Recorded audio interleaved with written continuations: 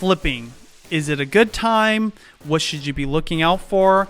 The headline is Flipping the Script. Home flipping activity drops as profits rise. So that's very interesting to me. Let's talk about that. But there seems to be this upward projection of profits, even if there is less flipping activity. So, back to the question. What's your advice for investors that want to get into flipping? Is it the right time? And what are you looking for? What are you doing?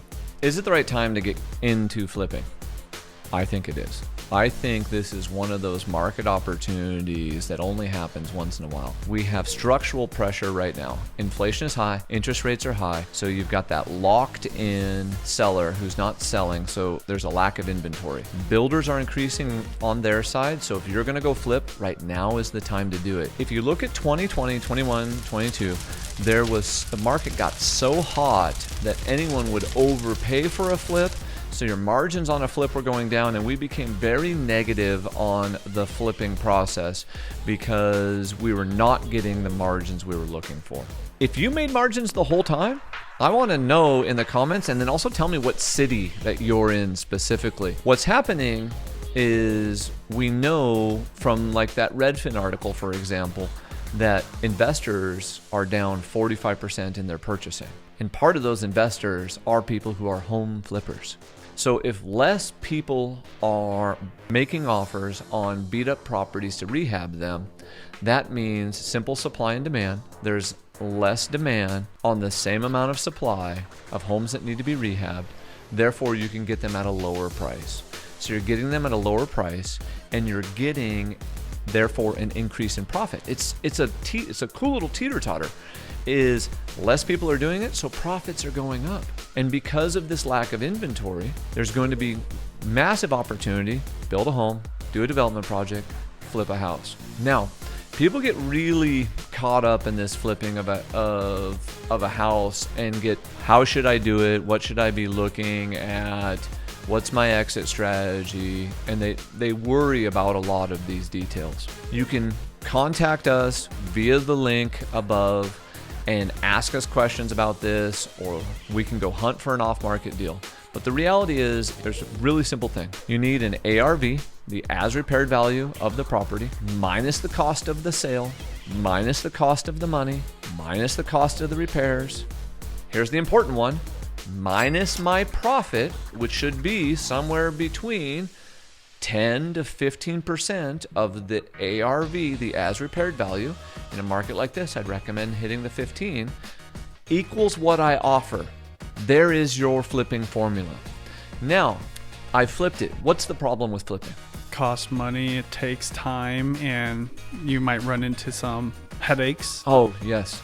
Love it. Problems with flipping. There are unknowns, and sooner or later a flip will bite you. You will open a wall in a kitchen, and you'll realize the whole back wall of the kitchen is rotted, and that's an $18,000 fix, and this is a true story. Better, rat's nest. Yes, rat's nest.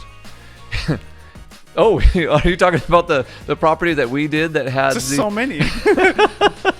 Yeah, unforeseen pest problems, unforeseen water problems. So sooner or later, you're going to get bit by a flip, number one. Number two, they require a lot of cash. They're capital intensive, or they require hard money, which is expensive. Number three, flipping is a short-term event with the highest tax implications possible. So every time you flip a home, you are paying the most amount in taxes that you would for anything. So there's two things I want to recommend.